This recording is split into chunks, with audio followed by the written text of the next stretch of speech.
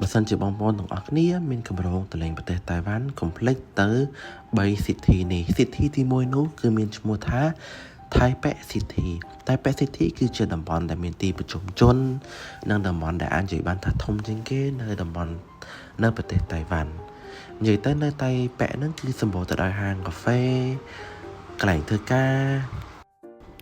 នៅតៃប៉ែ City ហ្នឹងសម្បូរទៅដោយហាងកាហ្វេរេស្តូរ៉ង់និយាយទៅកន្លែង entertainment នានាដែលសារតែខ្ញុំចូលចិត្តនៅតៃប៉ែមែនតើបងប្អូនទាំងអស់គ្នាដែលសារតែនៅហ្នឹងសម្បូរទៅដោយរេស្តូរ៉ង់ម្ហូបឆ្ងាញ់ណាជាពិសេសគឺនំខេកហ្នឹងតែម្ដងបងប្អូនទាំងអស់គ្នាអាចមើលបានហើយខ្ញុំទៅនឹងម្ដង enjoy ជាមួយនឹង street food ខ្លាំងមែនតើ